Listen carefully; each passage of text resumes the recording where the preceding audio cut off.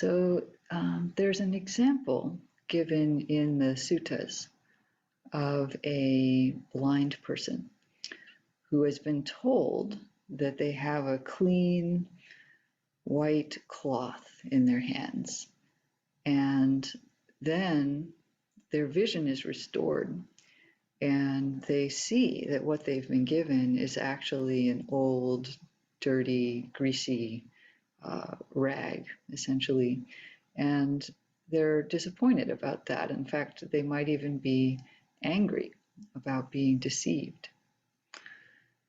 And the Buddha likens this situation to what happens to a meditator when they begin to understand the five aggregates. So these are the elements of experience. The five aggregates are the elements of experience that we tend to take delight in and we tend to identify with. I'll name them in a moment, but let me finish the part about the story. So we've been told that these things, these five aggregates, are beautiful, are enjoyable, are satisfying, reliable, but then we come to see them as they actually are, which is impermanent and unreliable, not very satisfying, not as wonderful as we first thought. So just to name these five aggregates, they are form, feeling, perception, mental formations or volitional formations, and consciousness. And we very easily think of these things as me, myself, and mine. So, for example, we think that our body is beautiful or ugly in some way, and that maybe we think it's desirable or sexy or strong and healthy. Maybe my body says something about who I am. There's some effort invested there. Or maybe we don't like our body, and so we think it says something about us not being so good or so desirable just because of how our body is. We also easily identify with our feelings, how much we love certain people or animals in our life or certain activities. This is an identification with feeling tone. And then, our desire for those things becomes part of who we are. And then our mental formations, I'm just naming the ones that we really identify with, especially our views and our opinions. We feel that our views are very important and maybe even definitive of how things are or how we are. So there's a lot of energy wrapped up in our relationship to these five aspects of experience. But there can come a moment where we see through one or more of these, if you will, as simply qualities of experience that come and go, change and shift under laws of their own, not entirely under our control, not so personal and not so desirable necessarily. We also realize that there are pleasures that are deeper and more sublime than various sensual or mental qualities.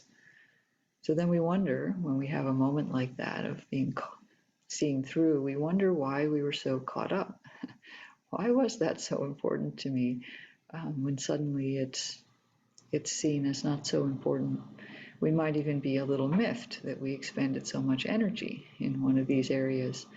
I know I've expended a lot of energy around certain stories that I believe are true. And this is a relatively trivial example, but something where I believed somebody was doing something because of a certain reason, and so I had an opinion about the whole situation and what it said about that person and me and my relationship to that and what I needed to do. And then I found out that I was completely wrong. It's like they actually, I don't know, they were sick that day. That's why they didn't show up, something like that. And the whole story is just gone in an instant. And I think, wow, how much suffering was expended in all of that mental effort. So, we've all had experiences like that. So this seeing through experience, that moment where the bubble is popped, whether it's something trivial, about a situation, or something major about our body, or a deep relationship we have, That moment is called disenchantment, or in Pali, nibbida. We're no longer enchanted. So it's actually a positive thing. There's this idea that when we were sort of had a spell cast on us. When we were enchanted, we were like the blind person. We couldn't see for ourselves, and we had to trust somebody else that a cloth was clean and white. And so part of the aim of practice is to restore correct sight, if you will, so we can see for ourselves. We can see without enchantment how things are. So there are many, many examples of this in the texts, and I think it's fairly easy to think of examples from our own practice too. Would you say that there are things that you are simply less caught up in now than you used to be because of seeing more clearly and wisely? You could reflect for a moment if there's something like that in your life. I remember that early in my practice, I was in a phase of looking at a lot of recipes online and downloading them and trying them out. So I had to shop for them and do the actual cooking and cleanup. I had to eat them. There was a lot of energy going into all of this, and often I would have bought ingredients that I didn't completely use. I had to buy a big jar of something that only required a quarter cup, and then I had to figure out how to use the rest of it. And just the little things like that go along with an interest in cooking, right? It was a lot of effort, mostly for the pleasure of having interesting flavors and trying out different techniques. There's nothing unethical about that, and if it's something that you enjoy, that's totally fine. But in my life, which was busy at the time, and also I was trying to make more space for practice at the time, it didn't really make sense to be spending so much time on something like that. And so I had a moment where I saw that all of this effort was essentially going into sense pleasure. And I thought, why am I doing this? What is the kind of draw for something like that? And it wasn't that as soon as I had that realization, I immediately stopped and that was it. I never did it again. It doesn't usually work like that. I guess it can, but it doesn't usually work like that. Instead, what happened was I had that moment and I continued kind of out of momentum or habit, but it had less juice to it. There was sort of less interest and less willingness over time. And then slowly, it kind of, that behavior just didn't continue for much longer. It just faded out, essentially became simpler. Of course, I still cook and eat, but it occupied a sort of less of my mental territory, let's say. It was a lighter process. There's also an example in the suttas of a woman who came to the Buddha with the text says she had wet clothes and wet hair, and that is an indication in ancient Indian society of grieving. They would go and immerse themselves in the river as part of kind of a purification process, as part of grieving. And it turned out that one of her grandchildren had died. And the Buddha knew, though, that this woman was a dedicated practitioner. And so he decided to make even a situation like this into a Dharma teaching for her. And he said, he asked her if she would like to have as many grandchildren as there were people in the city. And she said, oh, yes, I would. And he said, well, then, would you ever be without wet clothes and wet hair? And she said, you're right, enough with my wanting so many grandchildren. So, she had the astute realization that it's very nice to have a lot of grandchildren. It's a lot of love and warmth, but then there's more chance that they'll die or something will happen to them or they'll be in distress or sick, and she would suffer for that then. So she saw the trade-off. I don't think she stopped loving her children and grandchildren, but maybe there was a little less edge on it after she realized the suffering that can come. Remember, she was an experienced practitioner, so the Buddha knew he could point towards something like this with her. So it's actually very good when we see through things that are not genuinely helpful for our path.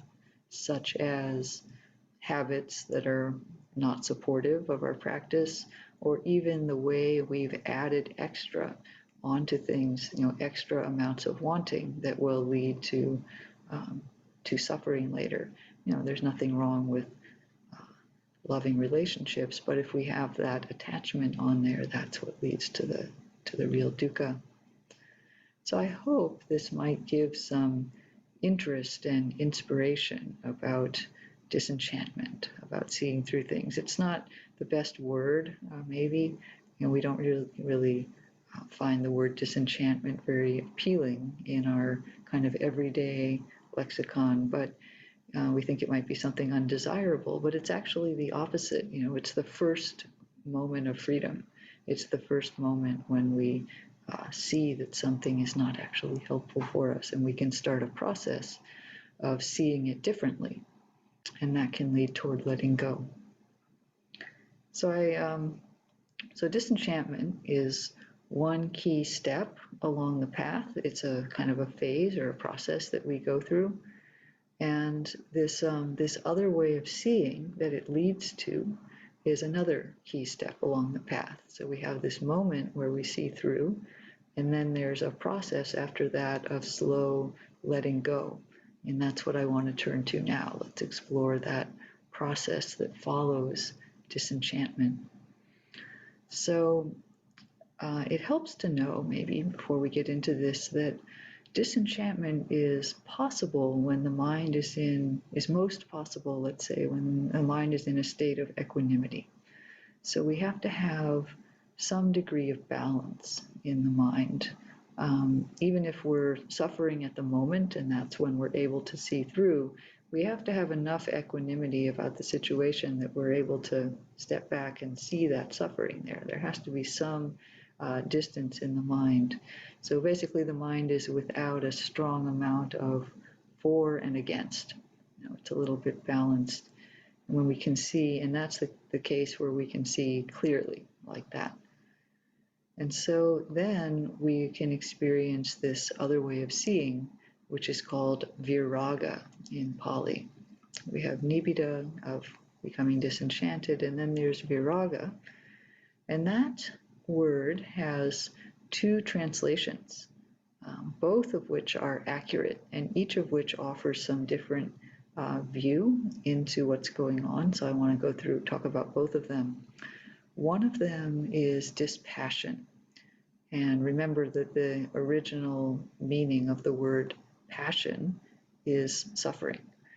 So this is an older word in English. Now passion tends to have kind of a positive feeling of something that you're really interested in or excited about or devoted to, something like that. But passion, when these texts were first translated over 100 years ago, it meant suffering. It meant something that we're gripped onto. Remember the phrase, the passion of Christ. That wasn't such a positive kind of thing. So we're talking about, with dispassion, a reduction of suffering, a reduction of kind of a compulsion or a gripping or being caught up with or entangled with something in a compulsive way. So dispassion is the softening of that, which is related to the other translation of Viraga, which is fading away. You'll see both of these in translations of Buddhist texts. You'll see dispassion and you'll see fading away. And this word raga, out of Viraga, raga can mean passion, desire, or lust, essentially. And so viraga, V is a negator, so it can be non-passion. But raga also means the dye in clothing. So raga makes this green, this shirt.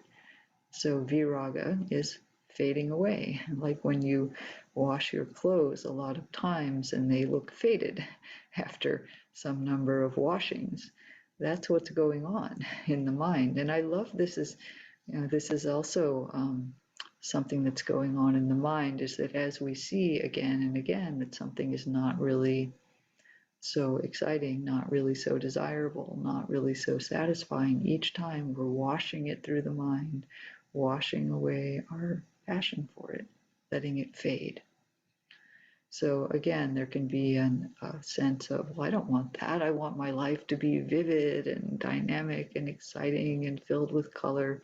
Why are you telling me everything's going to dull out? And I throw out my t-shirts when they start looking like that.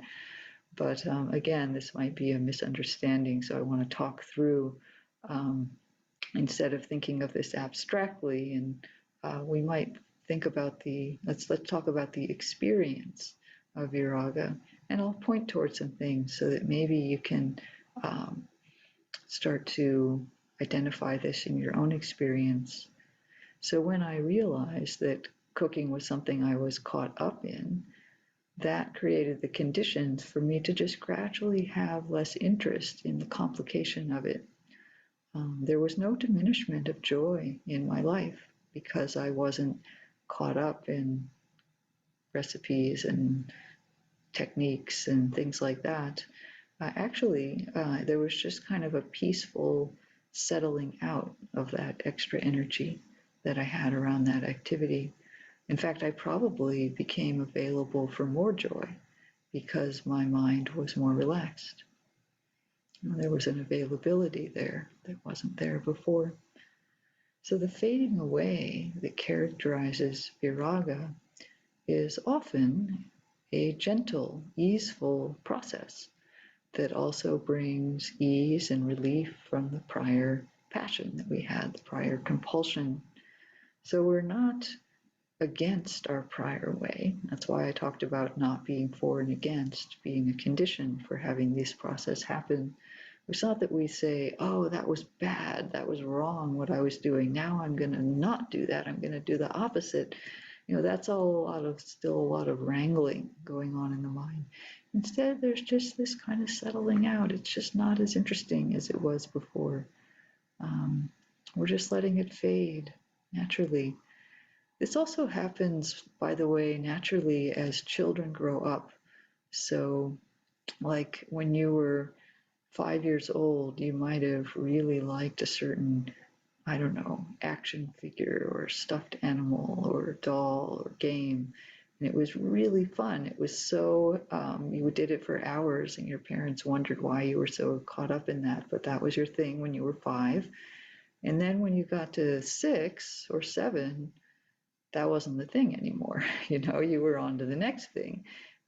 Something else. Now, in that case, we've just replaced one with another maybe, but it wasn't like you had to be against that action figure or doll or game. You didn't think it was bad or wrong. You just found the next thing. You outgrew what you had before. And this is a lot of what Viraga is about also. There's a fading away of our, caught upness, and it feels like we're just moving on. We're just moving into something else. The mind is developing. It's natural. We don't stop that when we get to adulthood. We keep going if we keep cultivating the mind, like through meditation. I think if you don't, that can stop, actually. But just like children will keep growing up, adults can keep growing up too. So I'd like to offer then that Viraga is kind of a middle way. We're not for or against. We're not trying to get rid of something. There are appropriate times, of course, when we might make effort to eliminate hindrances, for example, or the poisons of greed, hatred, and delusion. Sometimes it's very appropriate to take deliberate action to not have so much of that in the mind. And there are also appropriate times to cultivate positive things like metta or samadhi or any of the paramis, for example. That's also very good. But we're not trying to, in this case of fading away, we're not trying to push away, nor are we trying to acquire anything, not even peace, not even the ease that I talked about. It's actually just allowing a natural process that would happen anyway to unfold by not getting in the way of it through gripping onto things and being passionate. That's how we get in the way. So we're allowing something, a natural process, to happen. So Does this make sense? As you can see that there can be sort of a, yeah, I see some nods. Something can just fade out after we've seen clearly that it doesn't support the path. The heart wants to walk the path. It's just not as interesting anymore. And the things that fade out might not even be unethical. They might not even be greed, hatred, and delusion particularly. They might just be kind of habitual things that we do that are getting in the way. Okay, so far I've talked about this in sort of an everyday sense of letting go of certain habits or behaviors, like the cooking thing. And this, by the way, is profound. I'm not at all diminishing it. This is an amazing way that we can continue to develop all through adulthood. It's not trivial at all. And sometimes it's quite amazing. Even after we've practiced for 20 or 30 years, we suddenly see a habit we've had for 50 years and we say, whoa, why am I doing that? And, we'll have this fading out process again. It's not like it's something you just do at the beginning of the path and then you've got all that worked out and it's only, cushion work after that. It's not like that at all. So we have a lot of, let's call them macroscopic habits that are going to change all along the path. But nonetheless, I would be remiss if I didn't also talk about the more specific meaning of viraga as a meditative experience, as something that goes on during meditation on the cushion. So you might recall from the teachings, or if not, now's a good time to learn, that there is a sequence that goes like this: disenchantment, dispassion, cessation, nibbana.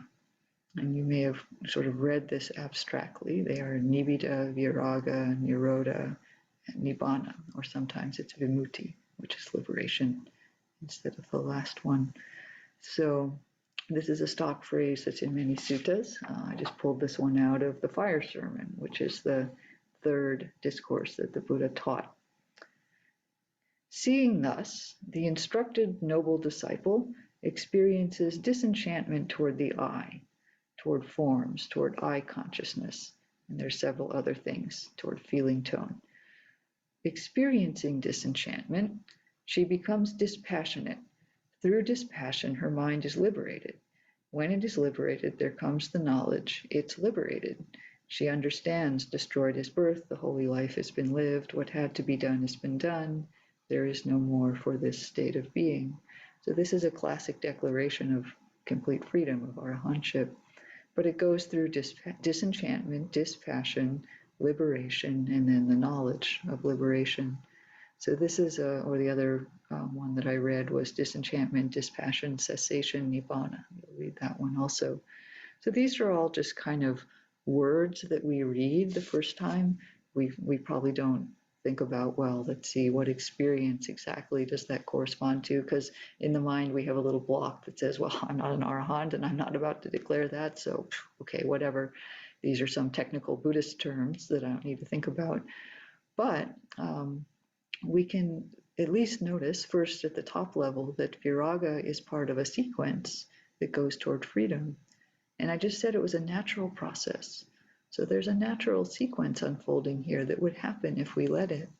And this fading away is normal, natural, to be expected. So I'm going to say a bit more about this, and you might just listen with kind of a gentle, open mind. There's no need to grasp after understanding it cognitively.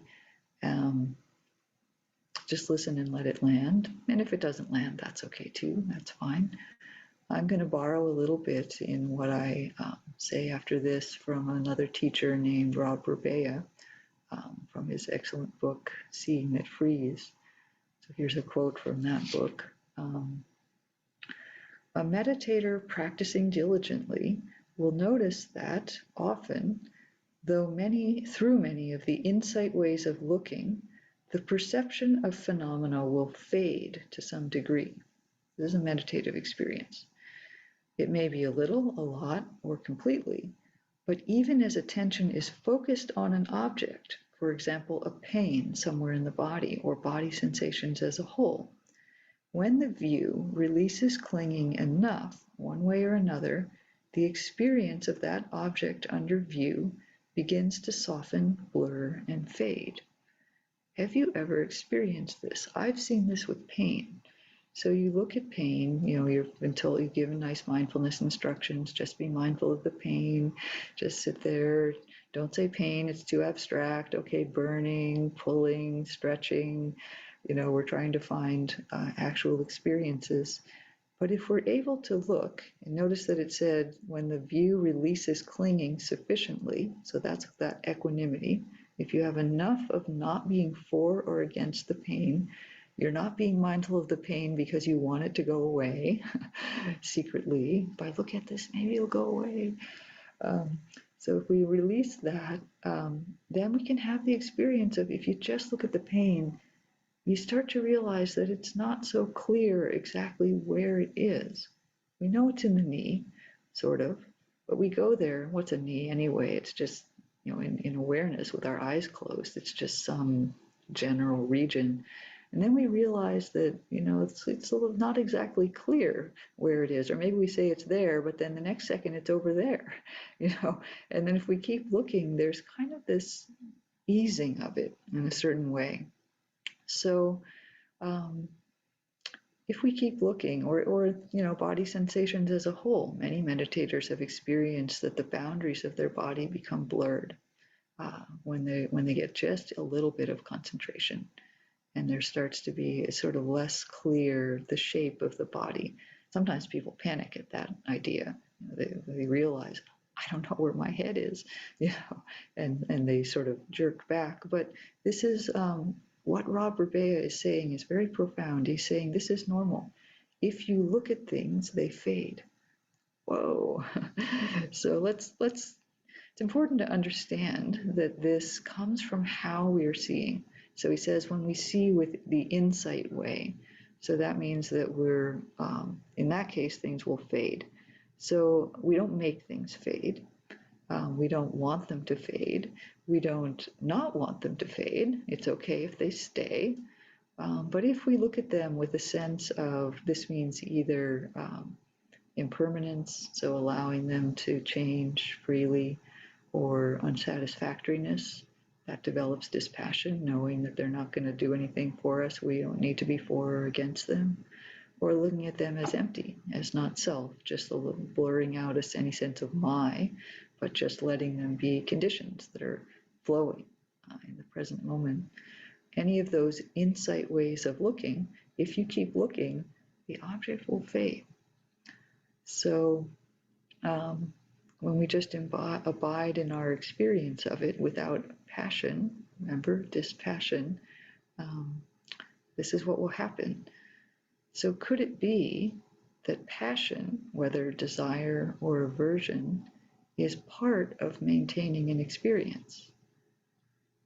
Perception fades when we're not craving or clinging. So it's profound to realize that when we look at experience in this way, it can fade. Viraga calls it a radical discovery. So this is another quote from the book. The experience, the perception of phenomena, depends on clinging. And it does.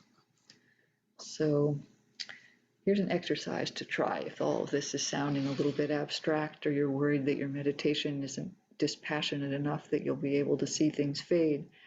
Next time you're bored, try to become less bored. It's actually difficult to increase boredom. Why is that? Because boredom is a particular mind state that depends on aversion for its maintenance. And so if you want to be bored, you reduce aversion. With less aversion, boredom will fade a little bit. It's very interesting. I tried this. I don't get bored very often, but I found a moment when I was not feeling very interested in something and I needed to move on.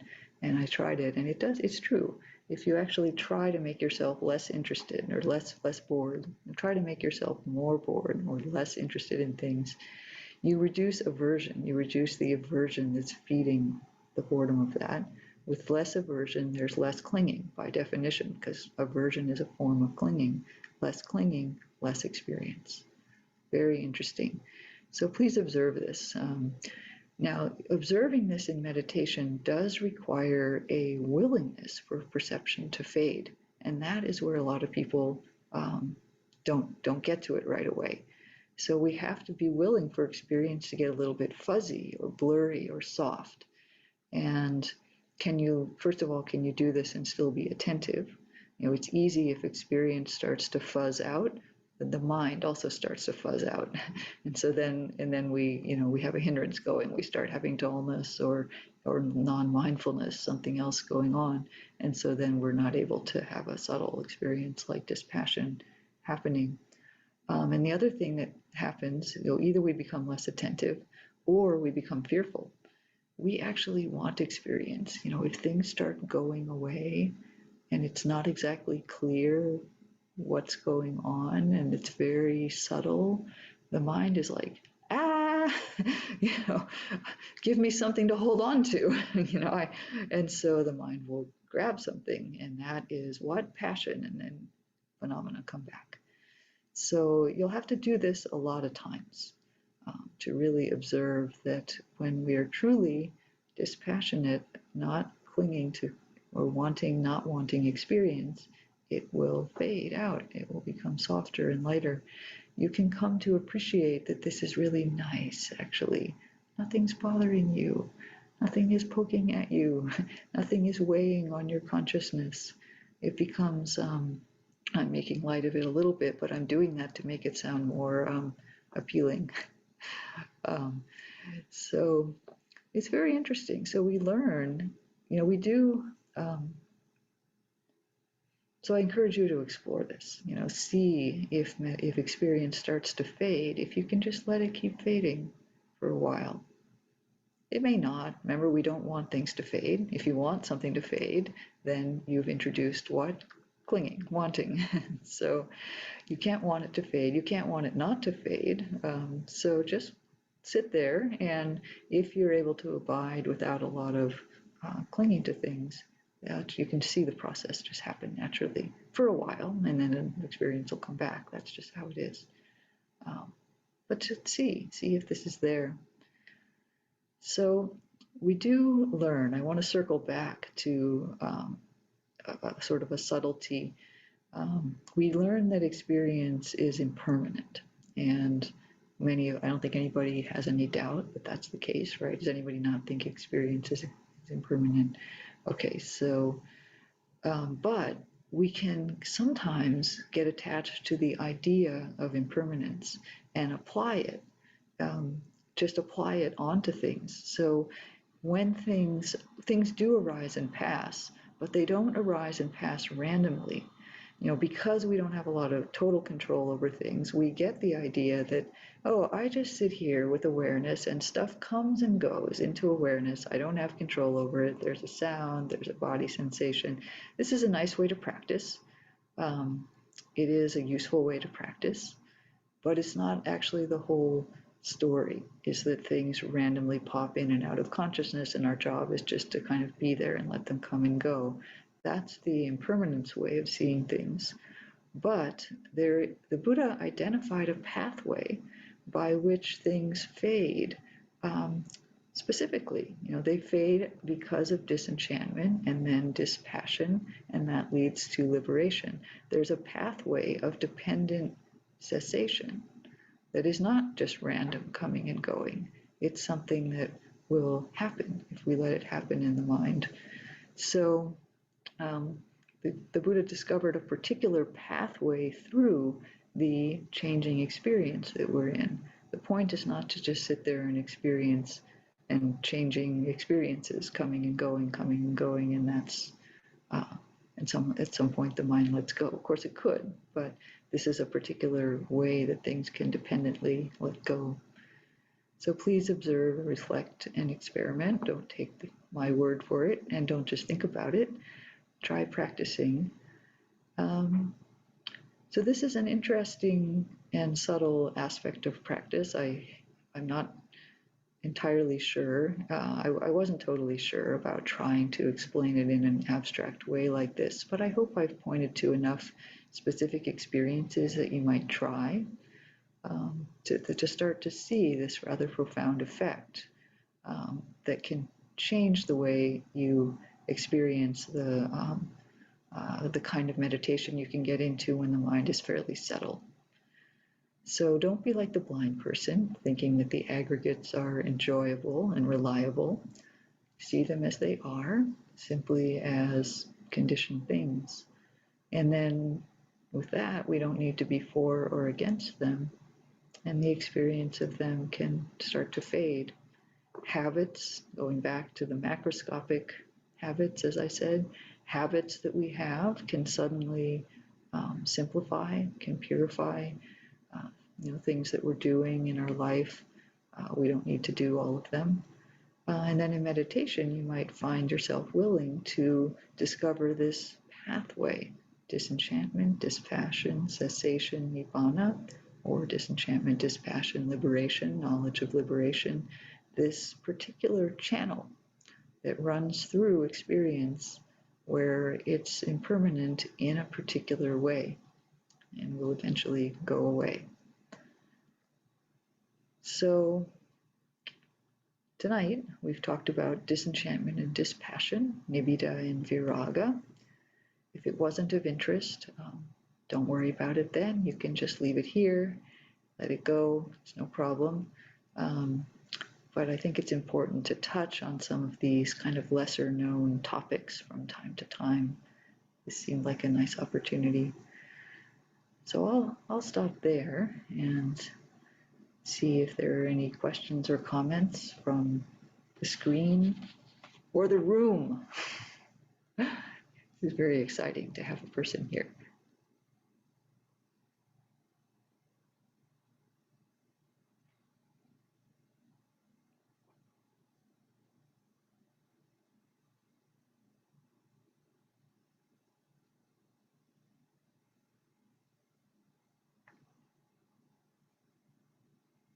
Steve.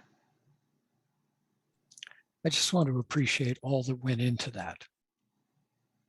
Oh, okay. Yeah. Well, thank you. What parts in particular do you think landed for you for your practice right now?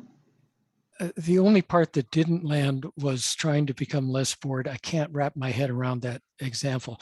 Everything else landed really well. Oh, sorry. You're supposed to try to make yourself more bored. More bored. Okay. So I typed it wrong. That makes sense. Got it. Yeah. If you try to make yourself more bored, it will be difficult. Actually, you will actually become less bored. Yes. Probably. I typed it wrong. Thank you.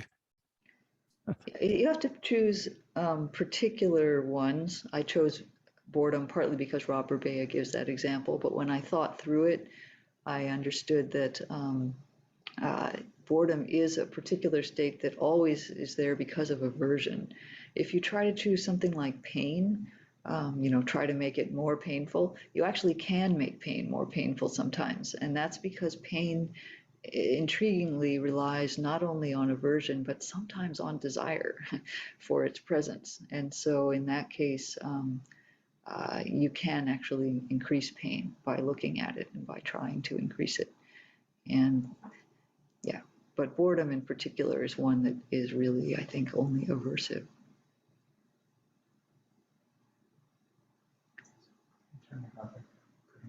Oh, okay, yes. Next time somebody speaks, I'm going to turn you up louder or repeat the question because it wasn't loud enough for the person here. So yeah.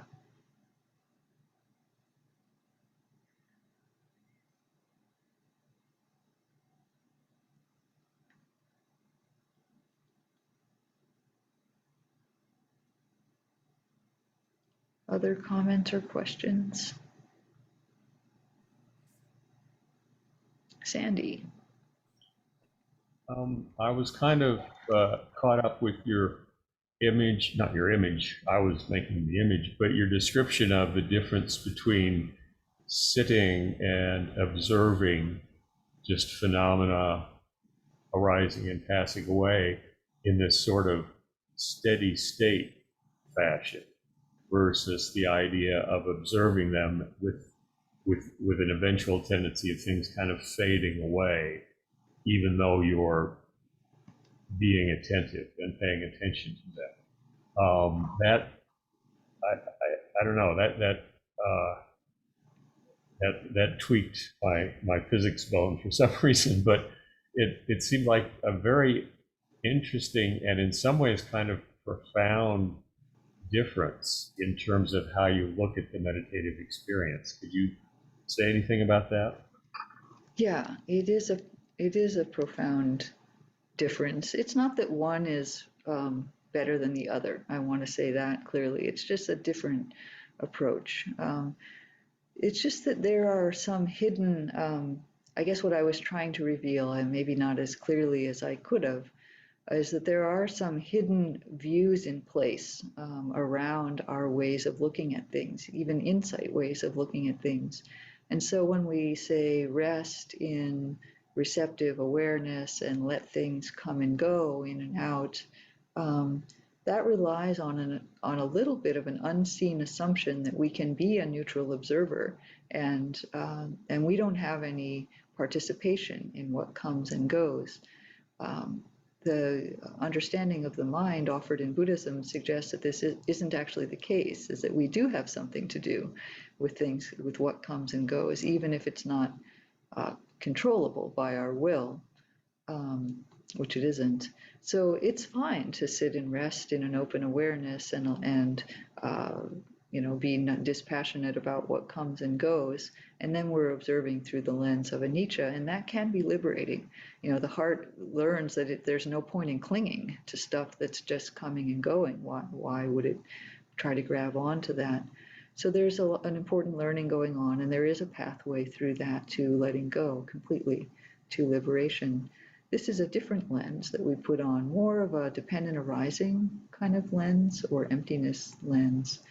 That doesn't make the assumption that we can be that neutral observer. It actually includes the idea that we are participating in experience, and that if we have dispassion toward experience, we can find a little channel through it where if we're in contact with it in just the right way, we will actually create less and less of that experience. So we find the particular place where our attention lines up with our volition. It lines up with what we are volitionally producing at that moment, even if it's subconscious in a sense, and we allow that activity to fade out. Is that sort of getting to one of your themes of questioning absolute reality, in a sense? Well, what we would question is our belief in absolute reality. And I don't think we need to have a philosophical stance in order to do these meditations. They come from different views. It's not wrong that we have a view when we meditate. We do, as long as it's one of the set that's called right view, and there are a number of them. It's fine. It'll work. And in the end, what we discover is that there isn't an absolute right view, but we use one of the right ways of viewing along the way in order to understand that. But we don't need to work that out philosophically. It's not necessary. Yeah.